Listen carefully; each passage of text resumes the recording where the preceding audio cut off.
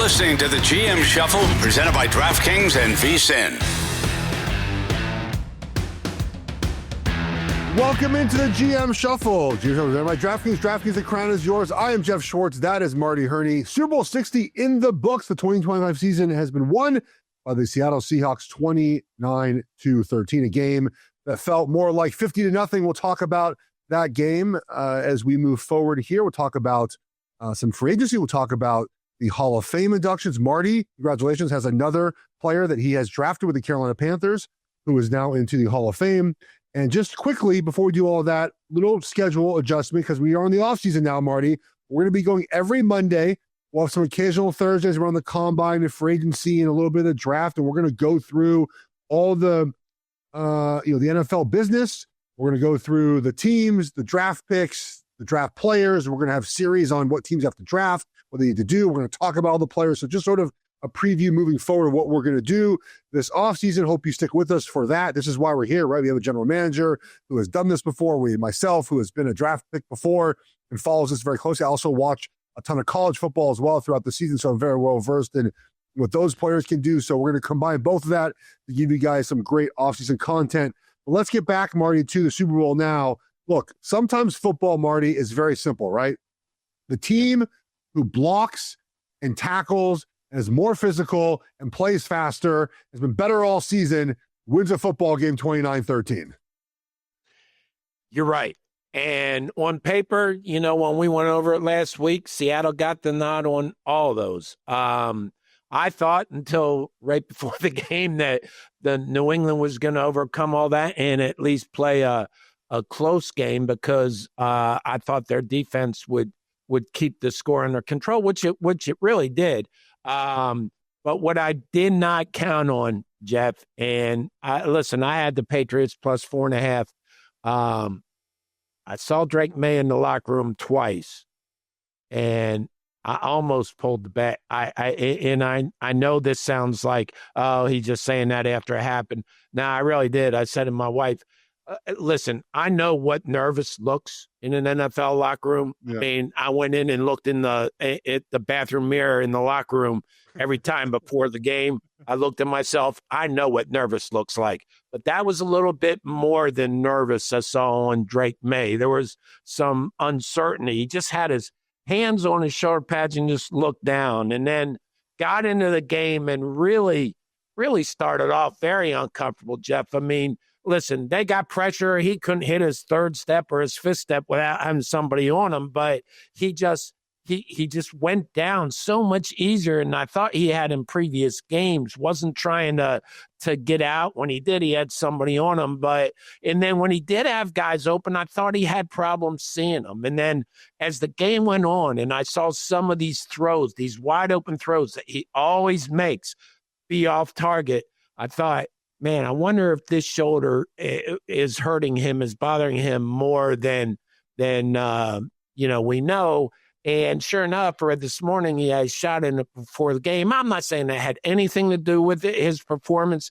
Listen, Drake Maye is a great young quarterback. We're going to see him in this game a lot moving forward. And it's really, you got to expect the nerves, right? And you look at him, you look at Sam Darnold, it's like you think Sam's the older brother. But that to me was the biggest difference, because I think if Drake Maye, even as poorly as they had played and as much as Seahawks had dominated the game, there was some chances there in the second half to get back into the game that he just missed. Yeah, so quite simply, the combination of, I think his shoulder was not 100%, the combination of, I don't trust my offensive line, right. The combination of, this defense we're playing is very good.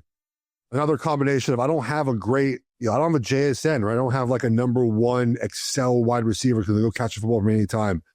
And all of that played out in what appeared to be a game that didn't have a lot of confidence from the start for doing his offense. But also, on the opening drive, he got sacked once. He got sacked a second time on the second drive. Got sacked, I think, a third time on the third drive. And they were having rushers in his face quite often. Look, the Seattle defensive game plan, Marty, was unbelievably good. This is a master class from the Seattle staff. It was unbelievably good for me. I went back this morning and watched just the pressures and the various ways that they were able to bring a second player, right? 1-2, bring a guy from a slot, bring a fifth, sixth rusher, but then actually only bring four guys, right? So that sim pressure look that we talk about quite often. The entire game, they were able to make Drake Maye feel very uncomfortable. And they broke a lot of tendencies, right? They brought Witherspoon a bunch, who hadn't done that most of the season. And it was a game plan defensively that felt very much like, we don't trust you have the guys to beat us if we do get stuck in a pressure, correct? If it gets blocked up, we don't think you have the opportunity. Really, for the most part, out of one drive, that was about it. When there was a little bit of opportunity, when the game was still sort of mattered, he hit Hollins twice, right? It wasn't like it was some grand plays they had, but he hit him twice and was able to score a touchdown to keep that game sort of close early on. It should be not early on, but in the end of the third quarter-ish area, early fourth quarter. Otherwise, they had nothing going the entire game. Seattle's defense was able to disguise a lot of coverages. They showed man, played zone, showed zone, played man. New England's offense, Marty, even in the game, had no answers. I didn't see one hot throw the entire game from New England, right? Not one adjustment protection-wise. Not one acknowledgement of, oh, shoot, we're not able to do anything. And what makes that even harder, Marty, is when Seattle did not bring pressure, they got home with 4, right, Marty? They had 6 sacks in this game. They had a sack, and look, I don't want to, we'll get to Will Campbell the left in a second, but there was a sack where a backup defensive tackle had his first sack of the season, coming off an ACL injury in college as a rookie, by just bull rushing the left guard back into the quarterback. Marty, I might have paid out of my own paycheck a defensive lineman to rush me like that every single play. Please do that. Please rush me down the middle of my center. And I would love that. Like the simplest rush overpowered the rookie left guard. So when you combine all of these together, right? Seattle's defensive design, the Patriots, maybe lack of faith in their offense in this game. Drake Maye's shoulder, right? Not being 100%. Drake Maye just feeling, to your point, Marty, from the start, uncomfortable. You can't block inside. And then, oops, my left tackle can't block either. Will Campbell had a historically bad game at left tackle. All those things led to it should have been bigger, but New England's defense, Marty, did a really good job of keeping the game close for a large bit of this. Lastly, on the Patriots offense, Will Campbell, we talked about a lot, their left tackle they drafted, and his short arms. It's not a short arm problem, Marty. It's a technique problem, right? And those can be combined because it's a technique problem with short arms. Is he blocks like he is Andrew Whitworth and Lane Johnson, like he's 6'7", 340, okay? He's not that big. His technique does not pair up with what his body can let him do. When he figures that out, he's going to be fine. And maybe he will never figure it out. I think he will figure it out. So all those reasons, Marty, are why that matchup, Seattle's defense, Patriots offense went the way it did. Let me ask you this, Geoff, with all you said, though, and I agree with everything you said. And that offensive line, worrisome, quarterback might feel uncomfortable. Yeah. Did it surprise you? It surprised me that the Patriots' 2 running backs combined for 13 carries. Yeah, so they did. Kenneth Walker ran the ball 27 times, by the way, and yeah, dominated. Part of it was, Marty, that they didn't have a lot of plays in the first half. So they didn't. 8 plays punt, 4 plays punt, 3 plays punt, 3 plays, 6 plays. And with that, I'm not good at math. That's what, 12 plays, 15, 18, 24 plays in the first half. And part of that, that the last drive they had was in sort of a 2-minute situation, right? Where they tried. So they actually ran the ball, I think, a fair amount early in the game. I mean, look, run. One of that, I think, was a Drake Maye scramble, actually. So, they had a run the next drive. They had a run, 2 runs on the third drive. On the fourth drive, they had a run as well. But they just got behind the chains, right? They didn't have explosive runs. And then when you get behind like that, it becomes a Drake Maye pass fest. I think at halftime, Drake Maye had 12, 14 pass attempts. Like they just didn't get the ball enough, Marty. And then when they got behind, that was it. They did actually come out under center and run. I think it was a 21 personnel run and got, I think, 8 or 9 yards and sort of never went back to that. So it's really hard, I think, you know this, to stick to your game plan when it's not going well, right? And they got down, immediately out of the half, 12-0. And I think they just sort of got into a mode where we got to start passing the ball a lot. Yeah, see, and I've heard that so many times, Jeff, and I just disagree. They were still in the game early in the fourth quarter when they went down and scored. I mean, I think that, maybe they did adjust because they were behind, but the thing about this game was no matter how much Seattle was dominating, they were still only ahead by 12-0. So I think that they had to do something to get the pressure off Drake Maye, to help Will Campbell, to slow the Seahawks front down. And there was nothing, I thought there was going to be a trick play or two. There was nothing there that showed me, okay, we got to do this because we know that we can't do that. We know we're having problems protecting. And you came into the game knowing you were going to have problems protecting on that left side. I just wish I would have seen a little bit more. And because as much as they were outplayed in the first half, they were still in the game. So I think one drive sort of sums up where this game was at. So Seattle comes out of the third quarter, New England goes 3 and out. Seattle gets a field goal, and then New England gets the ball back. They go 9-yard run, great. Henderson gets stuffed, now it's 3rd and 1, incomplete pass, punt. And then Seattle eventually punted themselves, but it's just like that sequence, right? You get one first down there, you start feeling good about yourself, and maybe you get back into this thing. And look, we might come find out that Drake Maye's shoulder was even worse. But it to me, it looked like a game plan that New England just knew it was going to be a rough night.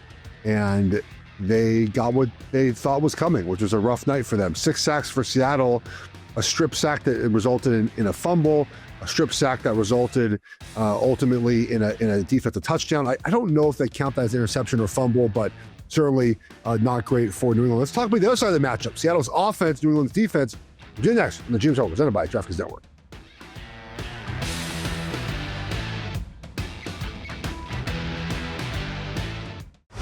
You're listening to the GM Shuffle, presented by DraftKings and VSiN.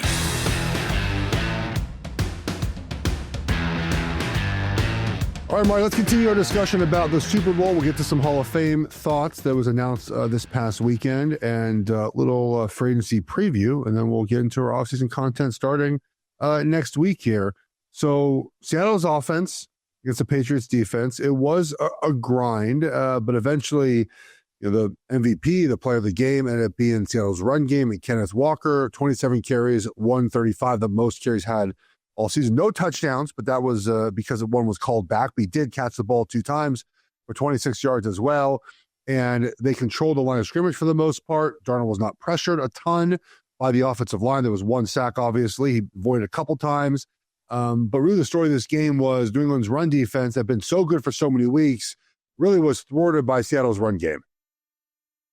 They really were. I mean, that was the difference in the first half and in the game. I mean, when Seattle couldn't get in the end zone, but the big plays were provided by Walker. And I just think that, listen, we've talked about Kenneth Walker since the beginning of the season. And I thought one of the great traits of the Seattle offense is Clint Kubiak going all the way back to the Kyle Shanahan tree and all the way up as far as the running game goes. And it's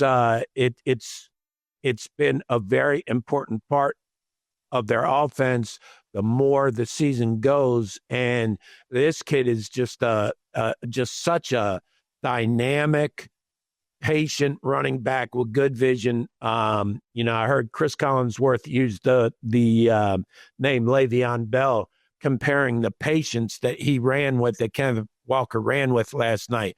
And I thought that was a very good comparison because he would wait, he would stutter, see his hole, and then anybody that's been up close to this guy knows he is as explosive as there is and has great vision. And, they were saying on the broadcast that players were watching him in practice saying, man, he's dialed in, ready to go. And I think the Seahawks came in knowing that they were going to have to run the ball. And with Kenneth Walker, they had a guy that was very capable of carrying the load, where the Patriots really didn't take that approach. So I think obviously he was the key to the game, and the Seahawks offensive line. I mean, to be a patient runner like that, and to be able to stay in the backfield and stutter and wait until that hole opens, your offensive line is getting movement. And he obviously, I think he should have been the most valuable player. He really was the key to his victory. So Seattle did basically two sort of run concepts most often in this game. They either ran the ball sort of in the A gap, right, when it allowed them to, or they ran outside zone. And then New England eventually countered just more of a 6-1 type front, the old 4-3 where they walked the two linebackers out. That's the best way to stop outside zone. And they stopped doing it so much and they ran the ball inside. So we talked about this before, Marty. I saw a tweet that said that Seattle doesn't win this game if Zach Charbonnet is playing. And that's probably not true, but it does bring up a point that I have often talked about. And it's worth discussing because I've been on teams with two successful running backs, which I think is rare. A lot of times it's just one, right? And when you run outside zone, specifically in this game, which Seattle didn't always major in, right? But they had enough of it. It's a run that you need to have a lot of reps in a game to be successful in with the same running back, because they have to feel how we're going to block it up front and then sort of feel where the cutback point is going to be. They have to do that against a couple different defenses, a couple different fronts, a couple different looks. And when you rotate running back so much, I felt that you never get into comfortable rhythm. There are rare cases, like in Carolina, when we had Marty, right, where Jonathan Stewart and D'Angelo Williams were able to make it work. And part of that was the runs that we did as an offense was not outside zone, right? There were fullback runs, which are much easier. You follow the fullback, right? We run a ton of duo, which we call double back then. And you don't have to get as much of a rhythm doing those things, but it takes a lot of time. I'm more of like a 70-30 type fan, 80-20 type fan when it comes to reps. And so I actually think that while they still win with Charbonnet playing because their defense was so good, I do think a big factor in this was that he got 27 carries in this game, and he got the opportunity to get into a rhythm as a running back. Well, I totally agree with that. I think the one thing people don't understand about the running game, Geoff, is that the more you run it, the more production, the better you're going to get as the game goes on. Now, where I like the two running back set is, and this goes back to maybe before the game changed, but I can remember way back in the 80s when the Redskins had John Riggins and Joe Washington as the third down back. I think Charbonnet is much more effective as a pass receiver in that offense. So I think he might have given them a few other options in the passing game. That's where I think he would have made a difference. But strictly as a runner, and Charbonnet is a good runner, but Kenneth Walker is just an exceptional with his vision and his quick change of direction. He just didn't show that off yesterday. I mean, he's been the same guy since he came out, since he was in college. So I think that when you do give a running back the ball 22, 25, 27, 30 times a game, they get in rhythm. And, Geoff, you guys get in rhythm. The offensive line gets in rhythm. Correct. So I think that obviously the fact that they could do that was really the biggest key to the game in my mind. It really was, because the passing game was bad.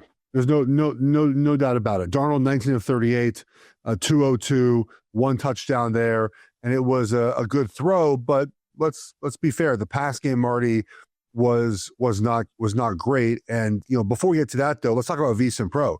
What we're hearing here on the GM Shuffle is even more of VSiN Pro. Betting splits, power ranking, sharp analysis, all for $9.90 first month. Go to VSiN.com/subscribe and check out all subscription options. Darnold was not great. He had one good throw. That was the touchdown pass, but that's a Kubiak play more than anything else. They set up an action a couple times where they motion the tight end across. They run the ball to the motion, which is a sort of a staple right now in the Shanahan not McVay offense. So McVay does it a tiny bit, but Shanahan and Mike McDaniel do this a lot. They motion the tight end across, and then they run the ball. and they just ran a play action pass off that. Barner went to the end zone, ran a little flag route, scored a touchdown. Otherwise, he was bad. Wasn't very good, Marty. Not a lot of guys open, but when they were open, and Shaheed was open a couple times, just missed him. And Chris Gonzalez, the defensive back for the Patriots, played out of his mind. But I thought it was not Darnold's best performance. No, it was not. And it could have been worse. This is where the game, and this is where the Seattle defense helped Sam Darnold a ton yesterday, I thought. As far as probably maybe sooner, but probably by the second quarter, Seattle basically knew, listen, New England's not going to score a lot on us. They can't score. So, yes. But at the beginning of the game, when the Seahawks came out and were throwing the ball, there were a few passes he threw in tight windows. And I laughed to myself, Geoff, thinking of you that, a month ago we were saying, oh, this guy, is going to blow up. And then they're in the Super Bowl and they're winning. And all of a sudden I hear, they think he's got shades of Brett Favre in him. So he made a big jump in a month. But he is. He is a very good quarterback. But he was thrown in the tight windows when the game was close. And the fact that Seattle basically had this game in hand, even though they didn't, but it sure felt like it by the middle of the second quarter, I think helped him. And I think they relaxed. I think the Seahawks offense relaxed some, because I thought Marcus Jones had that ball. It might have been a pick six, but I can't believe a couple throws early I thought were intercepted, got into the tight windows, actually got caught. He played a good game. You can't take anything away from Sam Darnold. I do think his journey really helped him yesterday as far as staying calm and being in control. He was definitely that. I think you saw the difference between looking at him and looking at Drake Maye. And, it's just a growing process with Drake Maye. I mean, he's fine. He's going to learn from this and move on. But Sam Darnold, you have to feel great for him just because he went through so much to get there. He did go long. He said after the game, he was like, man, I didn't play well, which I'm glad, he said was honest about it, but his defense and special teams was great. I mean, the MVP of the game might have been Seattle special teams, right? I mean, their punter was absolutely fantastic in this game. He pinned New England back inside the 23 times. It was inside the 10 even two of those times. There were times when, New England got a stop and you're like, you know what? A punt return here, a bad punt, a short punt, never happened the entire game. And then obviously Meyer was 5 for 5 on field goals and 2 for 2 on extra points. We sort of discussed who would step up if it wasn't a JSN who had 4 catches for 27 yards. He was out a little bit at times with a concussion review. He had 10 targets. Cooper Kupp, 12 targets, 6 catches. I thought he was fine. I mean, he got what he got. I thought it was a big miss, in my opinion, on third down at one point. Barner had 4 catches, including that touchdown. Shaheed had 2, but he was open 2 other times. Gonzalez made an incredible play, maybe the play of the game. I mean, but to that point, it was incredible. And then Shaheed, they got Chris Collinsworth called it out, man, on the broadcast. Zero pressure was coming, so zero pressure means there's no safeties in the middle field, which means 2 things. One, if you get the ball out quickly and break a tackle, you score a touchdown, or you block it up. You throw as deep as possible because they think they're going to throw short. They're going to send the route. And Shaheed had him beat, Marty. Had him beat, and bad throw, overthrow. Got to connect on those. But it didn't matter in the end. Sam Darnold. I don't have a Lombardi trophy in here, Marty. I didn't win one. But imagine that this is my Lombardi trophy right here. No product placement right here. Sam Darnold holding up a Lombardi trophy at the end of the season.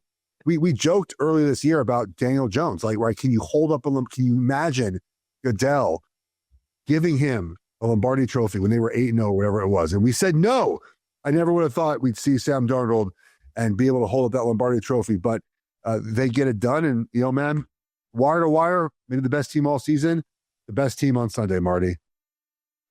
They really were. And listen, as I say, I think when you look at what the Patriots have done with their roster in 2 years, I mean, it's been incredible. And the Seahawks were probably the more veteran team, the more ready team for a spot like that. I think if they played this game, 3 times, it might be different. The other 2, I think then that New England just needed the experience. And I think they're going to improve off this up. I want to talk about the Seattle front office quickly here. Second Super Bowl for John Schneider. The draft picks, incredible. The coach hire, incredible. Let's give him his shine next here on the GM Shuffle, presented by DraftKings Network.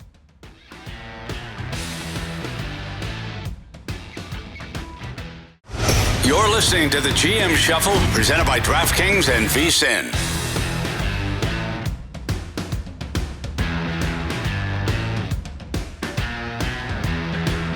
We're back here on the GM Shuffle. It is a GM Shuffle. We have a GM here, Marty. Here. Let's talk about John Schneider, the Seattle GM, Marty. The last 4 drafts, okay, going from 2020. Reek Woolen, 5th-round draft pick, starting corner. Kobe Bryant, starting corner, 4th-round pick. 3rd-round pick, Abraham Lucas, right tackle. 2nd-round pick, Walker, the 3rd running back. Maffa, right, 2nd-round pick, pass rusher. Charles Cross, left tackle, 1st-round pick. Derek Hall, defensive end, now 2023, 2nd-round pick. JSN and Weatherspoon, both 1st-round picks in 2023. 1st-round pick 2024, Byron Murphy. 1st-round pick last season, Gray Zabel. 2nd-round pick, Imaniori. I mean, unbelievable. How else do you, this is how you build a roster, right, Marty, with youth, right? I think they have the 5th most cap space heading into next season. It's an incredible job. This is how you do it, right? It's how they did it in the first Super Bowls they won, right? With Wilson and the entire defense. And now they're doing it again 10 years later with this group of players. Yeah, and they have cap space because he doesn't go out. John picks his spots, right? And John knows value. And John also has a formula and does not get talked out of what he wants to do and what he's looking for. And, a lot of those players you mentioned, every time you mention a name, I said, oh, that was the question on him. That was the question on him. But you know what? Everybody's got question marks. He knows what he wants and how the player's skill set fits. That's the biggest job of the general manager, and he does it better than anybody as far as evaluating talent and saying, okay, how does this player fit into what we want to do? Because it doesn't matter how good he is if he doesn't fit. I must have beat myself up last night for 4 hours on Christian Gonzalez, Jeff, because when at Washington, I did a school visit, came out. He had a 7. I put a 7.0, highest grade. I graded him as a top 5 player in the draft. Never thought he would be there. I think we were around 11 or something. Got back, going to the whole draft process, and all of a sudden there were some questions brought up about Christian Gonzalez, and we kind of got off on the road on Emmanuel Forbes. Christian Gonzalez was there when we took Emmanuel Forbes instead, who was playing, had a good season with the Rams, but all the traits that he brought, and they told you at Oregon, listen, you haven't seen the best yet. The best is just yet to come. He doesn't know how good he can be. And then you go through all the interviews after the combine, the facility visits, and all of a sudden that, my 7.0 on him, even I'm saying, oh, maybe Emmanuel Forbes fits is better. You have to have conviction, and John Schneider knows what he's looking for, and he has conviction in his formula, and he makes the right decisions. Most of the time, we all make mistakes, but he makes the right decisions the majority of the time. He made the right decision to move on from Geno Smith for Sam Darnold.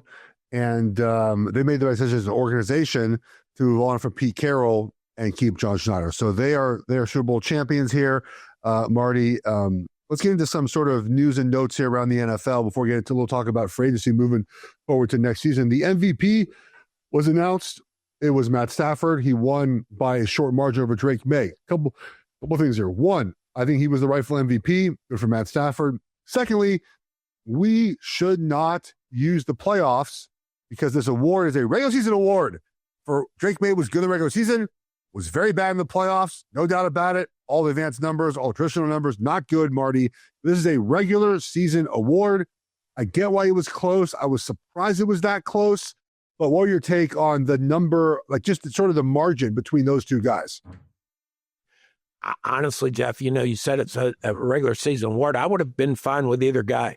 I really would have. I mean, I thought it should have been close, and I agree. I think Matt Stafford should have gotten the nod, but it doesn't surprise me that it was close. And I wouldn't have minded if Drake Maye got it. Now, I still think Matt Stafford deserved it. But we get caught up in all these awards, and both guys were difference makers. I mean, they were the most valuable players to their team, and certainly I'd have no problem with either one of them. But I do agree that Matt Stafford should have won the award. And then, of course, because we can't have everything nice, people start talking about where Matt Stafford is in the hierarchy of NFL quarterbacks. Just let the guy enjoy his MVP award, okay? Like, can we just do that without talking about it? He's not a top 10 quarterback of all time. He's not even close. Can we stop doing that, please? I believe, Marty, that moving forward, we're going to have to grapple with, us who talk about these things, the idea that stats are easier to come by now on offense, and how do we square that with previous generations, right? We're going to have a generation of quarterbacks and running backs and wide receivers, Marty, that just put up incredible numbers that are just not top 10 type of guys, right? I mean, look, Matt Stafford is going to be maybe by the time he's done third, fourth, fifth all time in passing yards. I mean, Matt Ryan, I think, is 10. Phil Rivers is 9th. That doesn't make someone automatically a Hall of Famer. You have to think about the context of the sport now. There's more passing, right? There's better wide receivers. There's players are playing longer now than ever before, right? To me, the Hall of Fame is not a longevity award, even though it's certainly part of the reason why you can make the Hall of Fame, right? To me, it's about, are you the best player of your position during a generation, during your 8 or 9 years playing in the NFL? And we're going to have to grapple with that moving forward, because a guy like Matt Stafford, who's probably a Hall of Famer eventually, and this MVP probably gets him that, right? Super Bowl and MVP, probably will be a Hall of Famer. He's not a top 10 quarterback. That discussion afterwards, to me, took away from the shine of actually winning the MVP to talk about something that just, we don't have to go there, right? We can say Matt Stafford is an incredible quarterback, top, 15, 17, but top 10 to me, we don't have to go there, man. I think longevity, his time at the Lions, and then what he's done with Sean McVay. I mean, I do think he will be a Hall of Fame quarterback. But I'm with you, Geoff. I don't like jumping to things, and all of a sudden the Super Bowl's done, and now we're ready to look to next year. And that's the way this business is. I mean, you don't have a lot of time to celebrate or to commiserate about what happened. You hit the ground running, and you're thinking about free agency right now. But I think that you could hear it in the quote that Sean McVay made, as far as when he wasn't quite certain that Stafford was coming back. Yeah. And then when he knew for sure, he said it clears up everything for us. So it just shows you how valuable he is to their planning and their formula. Yeah, absolutely. So the Hall of Fame gets announced, Marty, and it's 5 Hall of Famers. Now, we talked last week about a couple guys that did not make it. So let's talk about the guys that did make it here. First ballot, Drew Brees, Larry Fitzgerald, and then Luke Kuechly made it, and Adam Vinatieri, and then Roger Craig. So 5 different players made the Hall of Fame. Let's talk about the guy you know best here, Luke Kuechly, 7-time Pro Bowler, multiple-time All-Pro, 2013 Defensive Player of the Year, and a player you drafted, the Carolina Panthers, the first player in Panthers history to be a Hall of Famer, having played his entire career with the Carolina Panthers. When you were going through the draft process with Luke Kuechly, did you envision this type of path for his career? Anybody can say, I don't think you can ever imagine that you're going to draft a guy and he gets in the Hall of Fame, so it's so hard. But I think this. You know exactly what you were getting from Luke Kuechly the first day you met him, the first time you made it to school, the first time you saw him play in a game. I could sit here all day and try to explain how class a guy, how great a teammate, how just great a person that Luke Kuechly is, and I wouldn't be able to do him justice. I mean, it just, I go back, Geoff, to this describes Luke perfectly. I think I was scouting somewhere. I might have been at the Senior Bowl game. I can't recall, but I got a call and they said, Luke wants to know when you'll be back. And I said, well, I'll be back, Friday afternoon. He wants to meet with you and Ron. I said, okay. So I came back and went back there.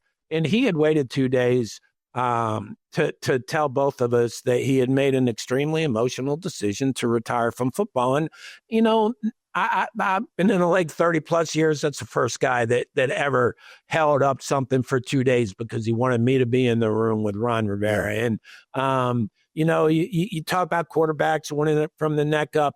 This guy on our defense as a middle linebacker calling the plays, he was just he was just the glue. He was the glue. He was accountable. He could cover sideline to sideline. He could fill the middle and control the A gaps. I don't know how you can give this guy justice by words because you just have to be around him to realize just how terrific a football player and a person he is. And when you meet his parents, it's very easy to understand because he comes from a great family.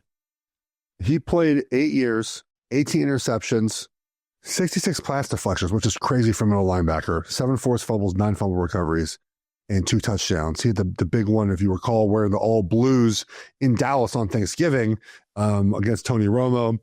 Look, the reason why I'm glad Kuechly made it is not, he's an incredible football player, but because he only played 8 years, Marty.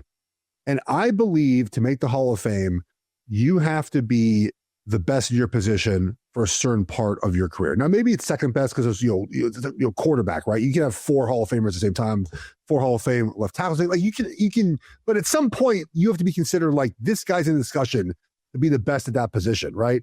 And I think far too often in the Hall of Fame voting, it becomes who played the longest, which is fine, right?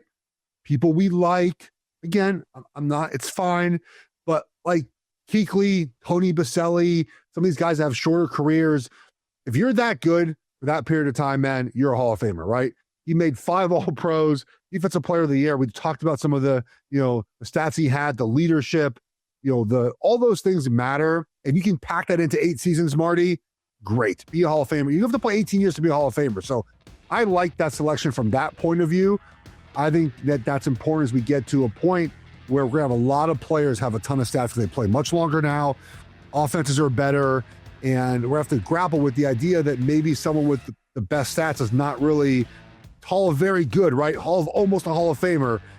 Let's talk more about free agency coming up and one story out of Atlanta with a defensive end. We'll do that next here. James presented by Jefferies Network.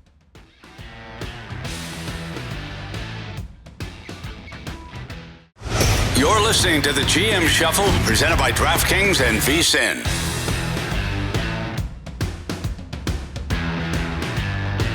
All right, back here in the GM Shuffle. One last Hall of Fame note, Marty. Because of the Robert Kraft and Bill Belichick, a lot of former players, not a lot, but prominent voices in the media are talking about only players that have played and coaches that have coached should be in charge of the Hall of Fame process. Now, the way it works is 50 members. They're writers, sports writers, former general managers, former coaches. So it's a combination of everyone. I think the process is fine, Marty, even if I don't agree with them not putting Bill Belichick and Robert Kraft on the first ballot. I don't think players are qualified either, Marty. Why are we? It's your role. We talked about this last week. I was on Radio Row. We were talking to a former player, Hall of Fame player, who said, like, yeah, I don't know. I don't watch much football anymore. Like, he's not qualified to make that decision either. I think that not every player is qualified to make a Hall of Fame, to be in that room. I think the process is absolutely fine, Marty, even if I don't agree with some of the results. I think every player who should be in the Hall of Fame is probably in the Hall of Fame and will get it eventually. Jeff, they can't do this and they won't do this with the process. The people who have the best feel for whether these guys should be in the Hall of Fame or not are the people who were in the building with them every day of their career. Julius Peppers, you're in that building every day. You see the impact he has during the week and then what he does on the field. Luke Kuechly, during the week, what he does on the field. Steve Smith, Steve Smith should make the Hall of Fame. Oh, I think so. He came to the facility every Jeff day, and hey, he could tick people off, but he came ready to practice and ready to get better, and he got other people better, and then he came out on Sundays and made huge plays. This guy made a huge difference in our organization and our team. Wouldn't you agree? Yeah, no, Steve will be in the Hall of Fame, I would imagine, at some point, right? I mean, there's no way I think he's not Hall of Fame. I'm hoping. I'm starting to, now that Luke's in, I'm going to start getting vocal, because I'm telling you, anybody that lived with him, and listen, everybody knows Steve was a guy who could create reactions on either end of the spectrum, but he was as competitive a player that I've ever been around, and because he approached that with practice every day, he made everybody better. Yeah, I'm curious. Let's see here. So he didn't make did he not make the finalist list? No, he made the finalist list, right? He just wasn't a Hall of Famer. He was a first-time finalist. So I think 2 years in a row now he's been left out. So I think Steve gets it eventually. Before we get to some talk about previewing the free agent class here, rookie Atlanta defensive end James Pearce Jr. was arrested in a domestic dispute and a bunch of felonies, and he'll have to deal with that. And we're not here to talk about the case exactly. That's unfortunate, obviously, Marty, but I want to talk to you about the idea of red flags, right? Because when you go through the pre-draft process, and we're going to start that, we're going to start on our show, right? Starting next week, but also everyone's doing it now. There are red flags, right? There are character concerns. There are things that teams tell you about a certain player. You talked a little bit about Christian Gonzalez, which didn't have the red flags that James Pearce did or does. How do you, as a general manager, wade through some of those concerns, those comments? And last thing, very quickly, we're going to get these reports to media, right? Daniel Jeremiah will put them out. Someone will put them out. And people hate that these reports get out. And they mostly end up being correct. So you might not like them, but they end up being correct. So James Pearce, not him specifically, but just red flags. How do you manage those when you get your draft board? I looked at it very simply, Jeff. And first, obviously, if the red flags are big enough that you think it's going to affect your organization, then you just stay away. And but what I always say when people ask about that was, if we draft a clean player and he comes and gets a DUI or gets into some kind of trouble, we did our research. We didn't know. How you can't predict it. We don't have a crystal ball. If he had a DUI or had gotten into trouble, had some red flags coming out, and then they repeat, the spotlight's on you, because why didn't you know this? I mean, you saw it. He showed you signs of it. Why didn't you know this? So I think it's a very fine line, because you do so much research into these guys' characters and sitting down and talking to them and really finding out why things happen. I mean, sometimes guys get into trouble and it's something that you're pretty sure is out of character and they will not do again. But again, it's all about accountability and credibility. And if guys have red flags, you better be careful, because if you take them and they reappear, it's coming right to you. It certainly is. And look, Terry Fontenot is no longer there as general manager in Atlanta, and he traded a first-round pick for Pearce. I mean, it's, that was questionable when it happened, Marty, and now it looks even worse, obviously. Did you also see the news? Matt Ryan said that he's not going to be in charge of player personnel. Did you see that? This week he announced that the new general manager, who talked about for a couple of weeks now. How surprised were you to hear that? I think you need to hear that because of the way things played out. I do. Maybe Arthur Blank misspoke, because when they hired Matt Ryan, I thought he had said he was in control, but then he did come back and say, no, Matt's not he's not interested in doing the general manager's job or the head coach's job. So what is he then? I mean, well, he's the guy who hired your head coach and your general manager, I guess. And then he would be an advisor to Arthur Blank. He's the president. I don't know. The whole thing to me, I've been asking about this for weeks, so the whole thing's a little confusing to me. It says here, so his official title is president of football, but not president of football operations. He said, in order to get permission to talk to bring Ian Cunningham in, he's got to have the responsibilities of the general manager. Well, Ryan's in charge of everything between football and grass and has overall authority for the team's direction. He has stated he will not interfere with traditional direct decision of general manager and head coach. I guess he's... let me just say this, Geoff. At the very worst, I can tell you what he's going to do. He's going to break ties between the general manager and the head coach. And that is something you do need. Listen, I believe in open, honest communication between the general manager and the head coach, even if it goes into disagreements and some heated disagreements. But it does help if you have a third party there that you can go down, both of you, and talk it through with somebody. Because as we've said, the most important thing is coming out on the same page. So now that the season has concluded, we're now officially in the NFL offseason. We talked a little bit last week about sort of the process for draft picks, and we'll talk more about that as we get deeper into the postseason. But NFL free agency will be here, Marty, before the draft. And it does feel like free agency now is not what it used to be, because teams have realized, and I think players have as well, that re-signing and keeping the situation you're in is just much better. It's better for teams. It's better for players. I'll take a little bit less to stay. If you're offered, I don't know, 20 a year, do you take 18 and a half to stay? Probably. You probably do, right? It's just easier on everyone to stay where you're at.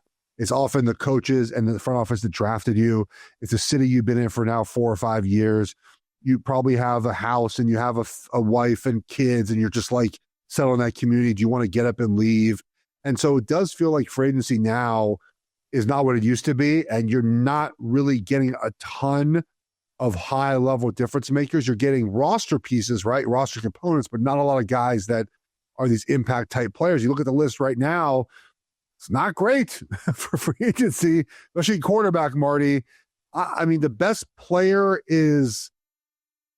look at the list right now. Trey Hendrickson, probably, but he's a 30-plus-year-old pass rusher. What do you make of just big picture free agency in the NFL now? Well, get the laugh track ready, and everybody's going to be making fun of me. But I think Malik Willis is one of the most exciting free agents to come through as a quarterback. He's going to get $50 million a year. So laugh all you want, but he's going to be... Producer Matt did not put him on the list here. He's shading you, Marty. He is free, right?